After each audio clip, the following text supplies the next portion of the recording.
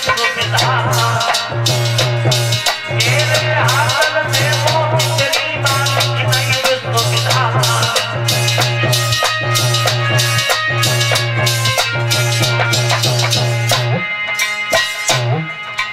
क्या लिखा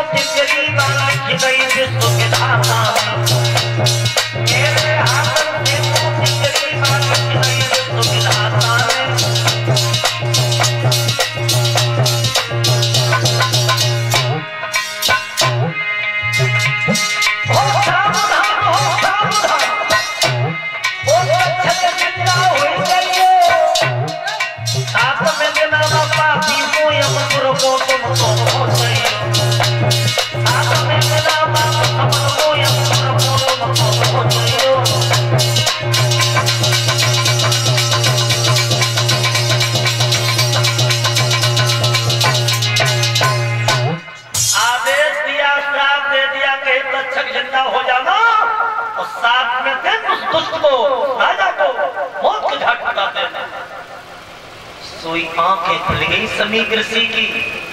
बेटा को रोता हुआ देखा, पुत्र क्यों रो रहे हो? जवाब दिया, पिताजी राजा परीक्षित तुम्हारे गले में मरा हुआ नाग डाल गए, तो मैंने राजा को श्राप दे दिया कि कोई मरा हुआ नाग 7वें दिन राजा को डसेगा। समीक ऋषि कहने लगे, बेटा तुमने गलत किया, एक राजा पे छोटी सी गलती हो गई, जो प्रजा का पालन करने वाला हो और छोटी सी गलती पर तुमने उसे श्राप दे दिया। जाओ मैं भी तुम्हें श्राप देता हूं तो तुम मेरे पुत्र जरूर हो, लेकिन हे श्रृंगी ऋषि ये मेरा श्राप है तेरे लिए कि आज के बाद तेरी आत्मा को कभी शांति नहीं मिलेगी। अपने बेटा को भी श्राप दे दिया था। संत हृदय नवनीत समाना, कहा कि बेटा अब उस राजा को अवगत करा दो कि वो अपनी मृत्यु का इंतजाम तो 7 दिन उसके लिए बाकी है। तो इंद्रप्रस्थ में 2 महात्मा भेजे हैं, और महात्मा जब भेजे हैं तो महात्मा जब पहुंचे तो राजा परीक्षित ने सम्मान किया। तो महात्माओं ने कहा कि राजन हम श्रृंगी ऋषि के भेजे हुए आए हैं, तुमने जो पिता के गले में मरा हुआ नाग डाला था समीक ऋषि के, तो उनके पुत्र श्रृंगी ने तुम्हें श्राप दे दिया है कि 7वें दिन तुम्हारी मृत्यु सर्प के काटने से हो जाएगी। पर एक बात और बता दो, शास्त्र में ऐसा दिया है कि सर्प के काटने से जिस व्यक्ति की मृत्यु होती है उसे सदगति नहीं मिलती, उसे अधोगति मिलती है। अधोगति